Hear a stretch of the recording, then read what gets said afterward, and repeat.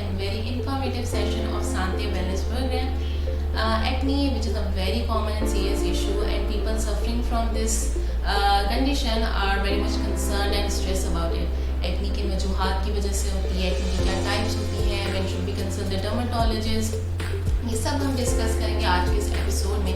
और इस हवाले से मैंने आज इनवाइट किया है a very renowned dermatologist and a blogger to Dr. Maliha Javed. She has done her MBBS from Zauddin University and MSc in Clinical Dermatology from Cardiff University, London. She has done MCPS in Dermatology from KNS Department.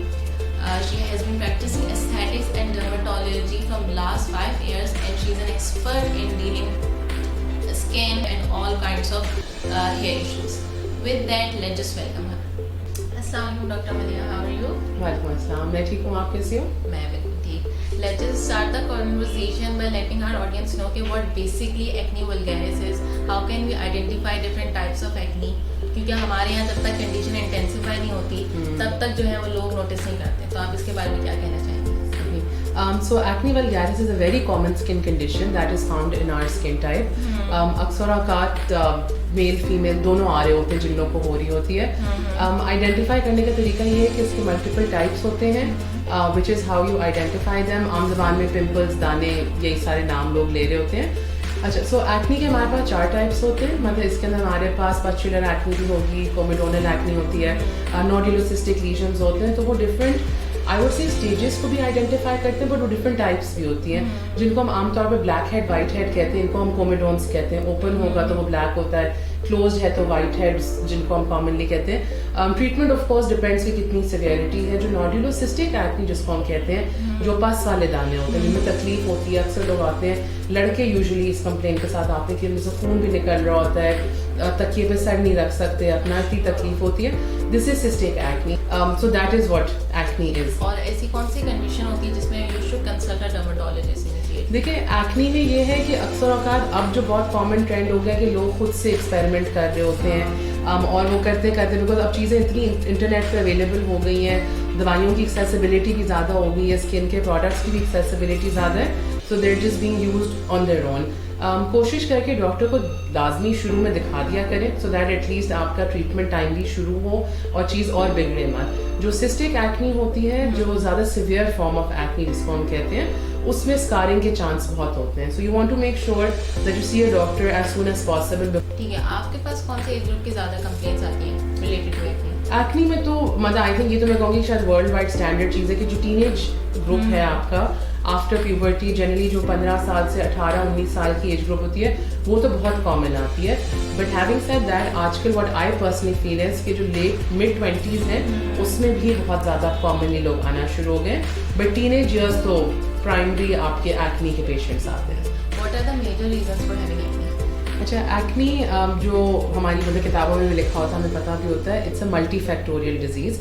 मतलब कि इसके multiple factors हैं जिसकी वजह से acne होती है. Commonest factors आपके पास हैं, जेनेटिक्स हैं, पेरेंट्स को एक्नी होगी, घर वालों में किसी भाई बहन को होगी, तो बहुत चांस होता है कि आगे से बच्चों में भी होगी, या जो भी पेशेंट आपके पास होगा वो बताएगा आपको.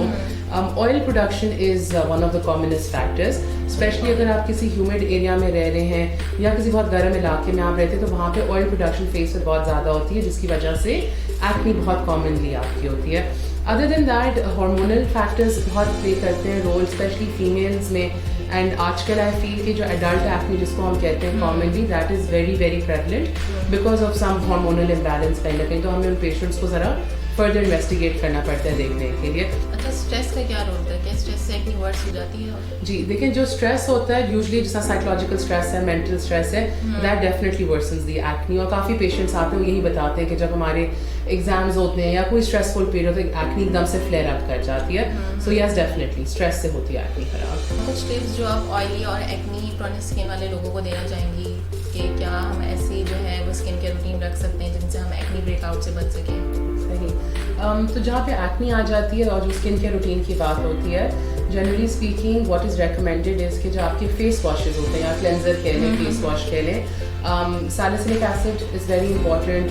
टी ट्री ऑयल या टी ट्री डेरिवेटिव्स जो होते हैं, विच हेजल जैसे ingredients, niacinamide for instance, These are important ingredients oil control के लिए भी, जिसको सीबम हम कहते हैं, और एक्नी के बैक्टीरिया को भी किल करने के लिए. Right. So definitely अगर आपको बहुत माइल्ड सी एक्नी है, या अगर किसी को ऑयली स्किन किसी की है, या एक्नी की ट्रीटमेंट हो चुकी है, पोस्ट एक्नी स्किन मेंटेनेंस है, make sure ingredients like salicylic acid, tea tree, which hazel, niacinamide, these are part of your routine. And usually speaking ये एक क्लेंजर में आपको सब मिल ही जाते हैं, बिकॉज ये बहुत इंटेग्रल पार्ट्स होते हैं एक्नी की मेंटेनेंस के लिए. Apart from this, ingredients like retinol, which I would definitely recommend कि अपनी प्लीज डॉक्टर की प्रिस्क्रिप्शन के बगैर ना इस्तेमाल करें. उसके obviously होते there's some counseling that has to be done along with that. So that is what is recommended in terms of a good skincare routine for acne prone skin. One last question, then I will end this session. आप ऐसे क्या positive advice देना चाहेंगी to the victims of acne? और क्योंकि usually जो जिन लोगों को एक्नी होती है, they might suffer from low self esteem and low confidence, तो उनको क्या पॉजिटिव एडवाइस आप देना चाहेंगी? ये so I do see a lot of young girls and young boys in the clinic, and not even young actually, I would say any age group, जिन लोगों को acne ज़्यादा होती है, उनका बहुत सेल्फ इस्टीम इशू होता है. Depression is very common in these patients, and I feel a lot has to do with the fact कि बाहर वाले लोग बहुत पॉइंट आउट भी करते हैं और जो मशवरे भी बहुत मिलते हैं सारे, तो बहुत सेल्फ इस्टीम इफेक्ट होता है. मेरी एडवाइस जनरली सबके लिए होती है कि you know just accept yourself, आप जैसे हो, you try to love yourself how you are, but most importantly जहाँ जिस चीज़ का इलाज हो सकता है उसको करें, because this is something that is treatable, this is something that is completely curable. So it's not something like मैं आपसे कहूँ कि आपको पूरी ज़िंदगी इसके साथ ही रहना पड़ेगा. बट थोड़ी बहुत माइल्ड एक्नी सबको होती है, किसी को कभी दाना निकलेगा, कभी कुछ होगा, बट अपनी ज़िंदगी का यू नो पूरी ज़िंदगी रोक ना लें एक इस चीज़ के पीछे, which is the most important advice I would give. Life में और बहुत चीज़ें हैं करने को भी, इंजॉय करने के लिए बहुत चीज़ें हैं, सिर्फ एक्नी आपकी ज़िंदगी का मकसद नहीं बनना. We should normalize having it. We should absolutely normalize having acne, having scarring, pigmentation. तो देखिए जिसको एक्नी होगी उसके बाद उसको scarring और pigmentation के भी chances उसके होंगे. So नहीं, absolutely we need to normalize all of this, and especially जो लोग काफ़ी comments देते हैं उनको ज़रा I think some बार बोलना पड़ता है कि it's not बाकी absolutely. Beautiful advice. Thank you so much, Dr. Malia. It was so nice having you today. Thank you so much. And to all my viewers, अगर आप एक्नी के हवाले से अपडेटेड रहना चाहते हैं तो keep following our page. Link is present in the description. Thank you so much.